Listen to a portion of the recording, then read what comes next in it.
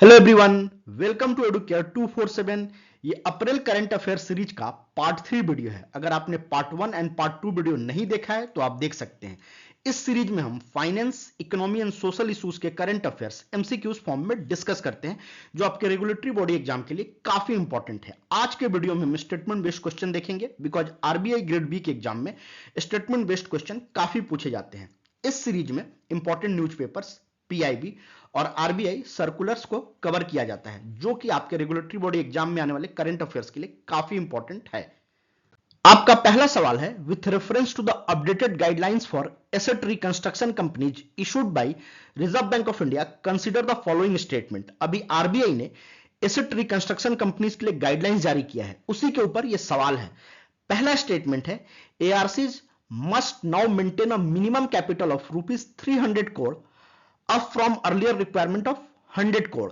दूसरा सवाल है, as part of the transition to a new capital requirement, ARCs must ensure a minimum capital of 250 crore by 31st March 2024।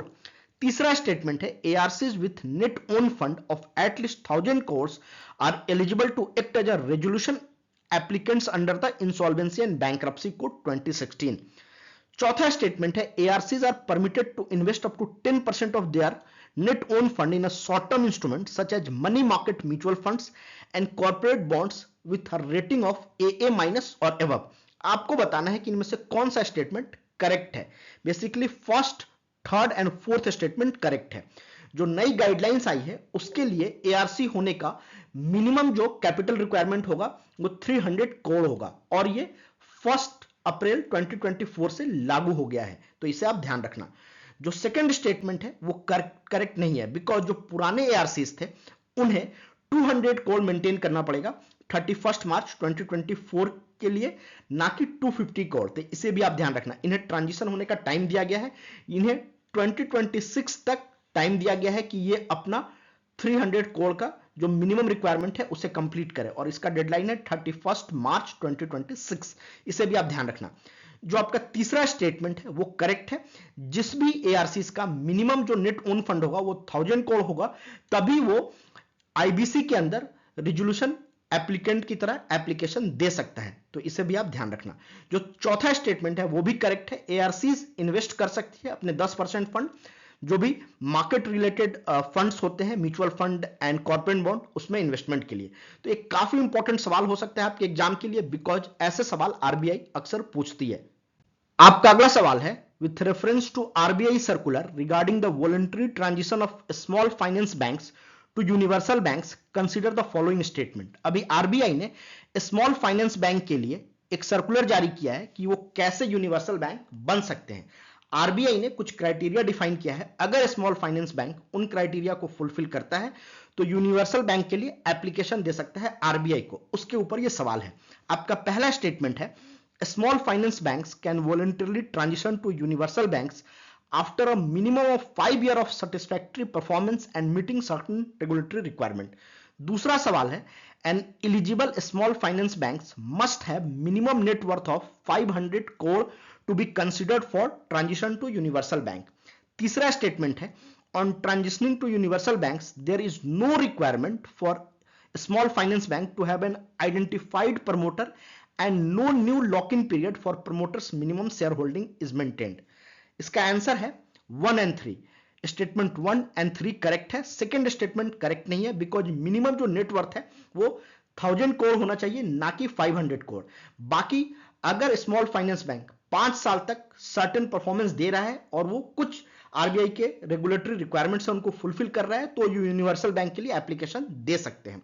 जो तीसरा statement है promoters के बारे में, उसमें यह कहा गया है कि कोई भी जरूरी नहीं है कि आइडेंटिफाइड प्रमोटर होना चाहिए, यह मैंडेटरी रिक्वायरमेंट नहीं है। साथ ही प्रमोटर के पास जो भी शेयर होल्डिंग है उस पर कोई भी लॉक इन नहीं है और कोई भी नई रिक्वायरमेंट्स नहीं डाली गई है, तो इसे आप ध्यान रखना। इससे रिलेटेड सवाल जरूर आ सकते हैं आरबीआई में, बिकॉज पहले भी आरबीआई यूनिवर्सल बैंक्स पे सवाल पूछ चुका है। अगर आप सेबी ग्रेड 2024 की तैयारी कर रहे हैं तो आप एडुकेयर 247 की वेबसाइट से पेपर 2 के लिए एमसीक्यू कोर्स सब्सक्राइब कर सकते हैं। ये फेज 1 और फेज 2 दोनों के लिए इंपॉर्टेंट है। इस कोर्स में पेपर 2 का complete syllabus topic wise MCQ form में कवर किया गया है। टोटल यहाँ 4000 प्लस एमसीक्यूज हैं और हर एमसीक्यू का डिटेल्ड एक्सप्लेनेशन है। इंपॉर्टेंट टॉपिक के लिए लाइव सेशन भी कंडक्ट किया जाएगा। सिमिलरली हमारे पास SEBI and IFSC grade A के लिए कोर्स है costing and commerce and accountancy का। इस कोर्स में क्रिस्प एंड कॉन्साइज नोट्स है, टॉपिक वाइज एमसीक्यूज है, न्यूमेरिकल है, टोटल 500 प्लस एमसीक्यूज है। तो ये कोर्सेज आपके एग्जाम के लिए इंपॉर्टेंट है। अगर आपको जरूरत है तो आप इन कोर्सेज को सब्सक्राइब कर सकते हैं। आपका अगला सवाल है about payment aggregators and payment gateways, consider the following statements. Basically अभी आरबीआई ने 2 कंसल्टेशन पेपर जारी किया है payment aggregators and payment gateways के ऊपर, जिसके ऊपर यह सवाल है। आपका पहला स्टेटमेंट है payment aggregators allow merchants to offer various payment option to their customers and handle the settlement of funds. दूसरा आपका जो स्टेटमेंट है a payment gateway is a third party software that facilitates the secure transfer of money from the customer's bank account to the merchant's account. तीसरा statement है only non bank payment aggregators are required to obtain unique authorisation from the Reserve Bank of India. ये तीनों के तीनों statement correct हैं। Payment जो aggregator होता है वो डिफरेंट पेमेंट मेथड प्रोवाइड करता है मर्चेंट्स एंड बायर को, ताकि फंड का मूवमेंट हो सके। जैसे कि रेजर पे एक पेमेंट एग्रीगेटर है, इंस्टामोजो एक पेमेंट एग्रीगेटर है, तो इसे आप ध्यान रखना। जो दूसरा स्टेटमेंट है वो भी करेक्ट है। पेमेंट जो गेटवे होता है वो पेमेंट एग्रीगेटर से डिफरेंट होता है। पेमेंट गेटवे बेसिकली एक सॉफ्टवेयर होता है जो कि एक सिक्योर सिस्टम प्रोवाइड करता है ऑनलाइन पेमेंट के लिए, तो ये भी आप ध्यान रखना। जो तीसरा ऑप्शन है वो भी करेक्ट है, बिकॉज जो बैंक्स हैं उन्हें अलग से आरबीआई से कोई ऑथराइजेशन नहीं लेना पड़ता है, वो डायरेक्टली पेमेंट एग्रीगेटर की तरह काम कर सकते हैं। लेकिन जो नॉन बैंकिंग कंपनीज हैं उन्हें आरबीआई से स्पेशल ऑथराइजेशन लेना पड़ता है इस डोमेन में ऑपरेट करने के लिए। तो ये ध्यान रखना, ये काफी इंपॉर्टेंट हो सकता है आपके एग्जाम के लिए। आरबीआई पेमेंट को लेकर के पिछले 1 साल से काफी ज्यादा कंसल्टेशन पेपर और गाइडलाइंस जारी कर रहा है, तो इससे रिलेटेड सवाल आपके एग्जाम में आ सकते हैं।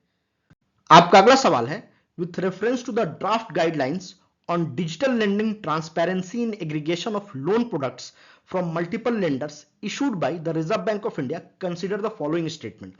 अभी आरबीआई ने जो भी लेंडिंग सर्विस प्रोवाइडर है उनके लिए ट्रांसपेरेंसी के ऊपर एक गाइडलाइन जारी किया है, लेकिन अभी ये ड्राफ्ट गाइडलाइन है, ये भी आप ध्यान रखना, ये अभी एक्चुअल गाइडलाइन नहीं है। आपका पहला स्टेटमेंट है lending service providers must provide a digital view of all loan offers available to borrower including key terms and condition। जो सेकंड स्टेटमेंट है lending service provider are permitted to promote specific loans over others on their platform।